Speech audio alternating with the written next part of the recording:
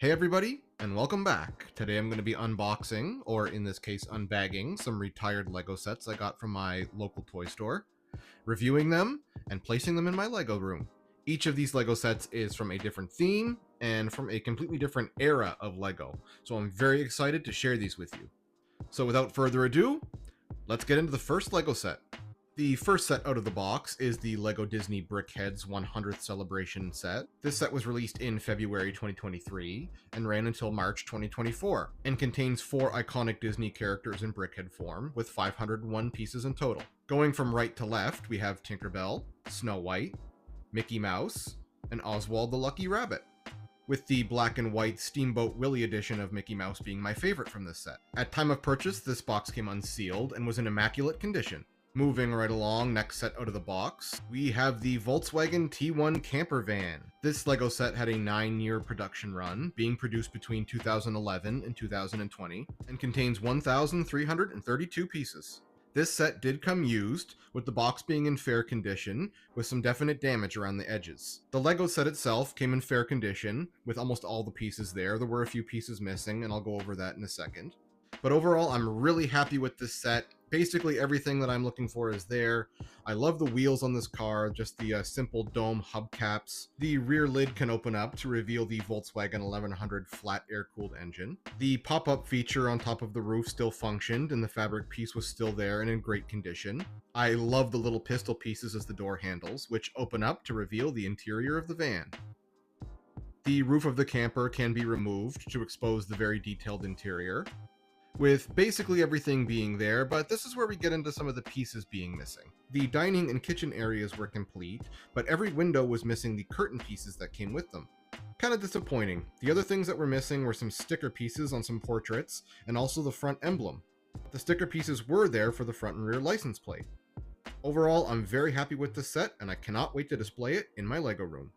Okay, last out of the box is this Star Wars LEGO Systems X-Wing. Debuting in 1999 and containing 263 pieces, this was the first Star Wars LEGO set ever released, kicking off the most successful LEGO theme of all time. This set was used, and the box was in very good condition, with only very minor scratches around the bottom, sides, and top. Normally I don't keep my LEGO boxes, as I wouldn't have the space to store them all, but for this one I'm definitely going to make an exception. This box is going to stay with me. This set has 4 minifigures: Biggs Darklighter, Luke Skywalker, the Rebel Y-Wing mechanic, and R2-D2, with also a mechanic trolley being included. The LEGO set itself came in amazing condition with all of the pieces included.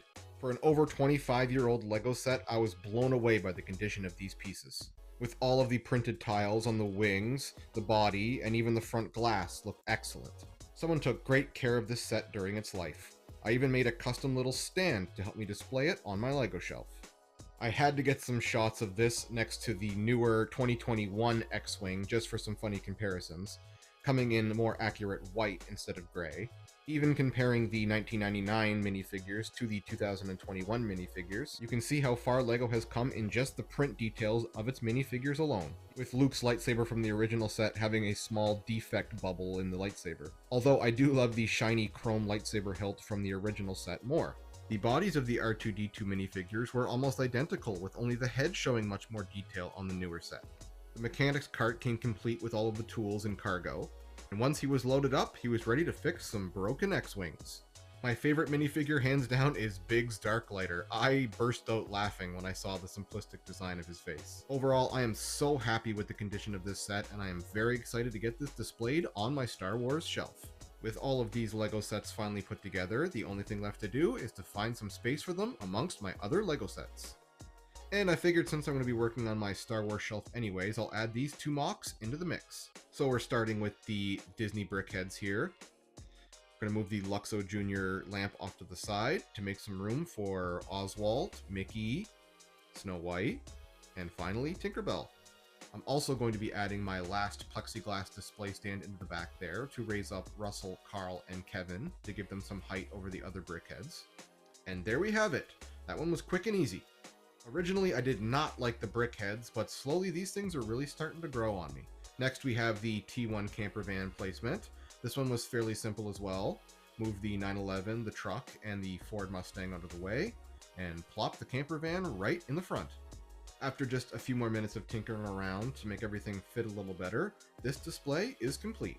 The last set to be displayed is the classic X-Wing. Now, just bear with me on this, guys. This is the reason why this video took so long to make. I fiddled around with this for a good long while. I could not find where I wanted to display this X-Wing, trying to find a place where it looked good, and where all the other sets that had to be moved to put the X-Wing in had to go. I moved this Death Star diorama around the most, having it amongst the other dioramas, but I didn't really think it looked good there, so I moved the TIE Bomber over in front of Grogu and moved the Death Star diorama up to the top shelf. Still not happy with that though. But finally I decided to move Grogu down to the second shelf between the two dioramas. That gave me room to move the AT-ST over and put the TIE Bomber and the TIE Fighter in front of it. That gave me room to slide the Death Star diorama all the way to the back behind the X-Wing. I also decided to move the Star Wars brickheads down to the second shelf as well. Now all that was left was to make some space on this bottom shelf for this mock A-Wing and also the Mantis. Instructions for these mocks are from Cody Ainer Bricks. Make sure you go and check him out. His stuff is amazing. And with those placed, that is everything on my Star Wars shelf. As I am building Star Wars Lego sets, I am constantly finding myself slowly but surely running out of space on this shelf, but somehow I always seem to be able to wiggle stuff in there and make it look okay. I know one day an expansion to this shelf is inevitable, but that's going to be another video for another day. But anyways, that's the end of this video. Thank you guys so much for watching. I so appreciate anyone who takes the time to like, give me a subscribe, leave a comment, or let me know what you'd like to see me build, review, or place next in my Lego room. All of the support that I've been getting on this channel truly means so much. Thank you so much to every single one of you, and I hope to see you all again very soon.